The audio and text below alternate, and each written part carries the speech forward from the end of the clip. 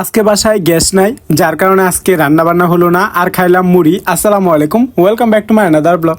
আর আজকে অফিস থেকে আসার সময় আসলাম, তো আসার সময় ফুলটা এখনও ফুটটাই আছে।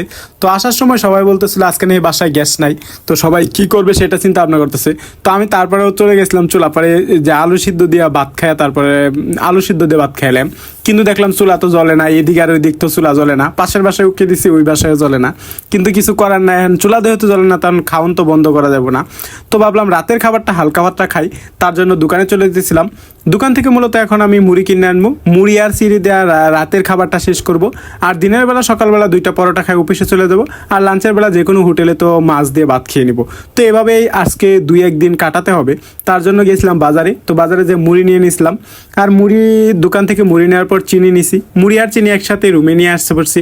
তো এদিক দিয়ে মুড়ি চিনি নিয়ে আসার পর এগুলোর আসলে রাখিয়া দিতে হইব, পরবর্তীতে যেন কোনো সমস্যা টমস্যা হলে এগুলো যেন খায়া বাচ্চা থাকুন যা। তো এদিক দিয়ে মুড়ি একটা পাত্রে ডাইলে নিতেছি। তো মুড়ি ওই একটা বয়মে ডাইলে নিলাম, আর সাথে আনছিলাম চিনি। এখানে 1 পা চিনি ছিল, 1 পা চিনি নিছে 30 টাকা, আর মুড়ি নিছে 40 টাকা, টোটাল 70 টাকা। তো 70 টাকা বাজার নিয়ে আসলাম। তো এগুলো আনার পর মুড়ি ডাইকে নিলাম। তো মুড়ি নেওয়ার শেষ হয়ে গেলে তারপর চিনিটা একটা বয়মে তুলে নিব, যেহেতু চিনিটা মানে পানি পাইলে গইলা যাবো, তার জন্য এই বাটিতে চিনিটা তুলে রাখলাম। তারপর চিনি তোলার পর আসলে খাবার দাবার পালা, খিদা লাগছে। অফিস থেকে আসে 8টা বাজে, এখন 9:30 বাজে যেতেছে। 1.5 ঘন্টার মধ্যে খিদা লাগিয়েছে আজকে। তো এদিক দিয়ে একটা প্লেট নিয়ে নিছি আর একটা পাতিল নিয়ে নিছি। তো পাতিলের ভিতরে মুড়ি দিয়ে দিতেছি। তো পাতিলের ভিতরে মুড়ি দিয়ে মুড়িগুলো আজকে পানি দিয়ে ধুয়ে নিব। তো পানি দিয়ে মুড়িগুলো ধুয়ে নিয়ে তারপরে আমি চিনি দিয়ে দেবো। মূলত পানি দিয়ে মুড়িগুলো ধোয়ার কারণ হলো মুড়িগুলো যেন একটু নেতায় নেতায় যা, মুড়িগুলো যেন চাবাইতে না হয়, তার জন্য আর কি। তো মুড়িগুলো ভালো করে চাবাই মানে চিপা চিপা ধুয়ে নিছি। এদিক দিয়ে মুড়ি দেওয়া শেষ হয়ে গেলে আমি প্লেটে তুলে নেব। আর প্লেটে তোলা নিয়ে শেষ হয়ে গেলে এখন মূলত মুড়ি তোলা শেষ।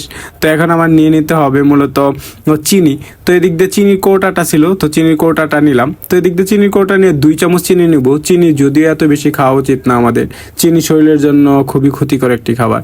তবে আমি রেগুলারই খাই না, মাঝে মাঝে খাইতে হয় আর কি, কিছু করার নাই। তো শুধু চিনি দেওয়ার পর ভাবতেছিলাম যে শুধুই চিনি দিয়ে কি এটা ভালো লাগবো। তো তারপর এদিক সেদিক ভাবনা চিন্তা করে দেখলাম রুমে আমার এই ট্যাঙ্কের উপরে একটা পাউডার মিক্সার দুধ আছে। তো এই পাউডার দুধটা দিয়ে দিলাম। এই পাউডার দুধটা কিন্তু 10 টাকার দাম মাত্র। তো তারপর এটা দিয়ে দিলাম। আর এটা দেওয়ার পর তো খাবারের লুকটা দেখতে একদম অসাম লাগতেছিল। তো এখানে একটু দই দিতে পারলে আরও বেশি ভালো হতো।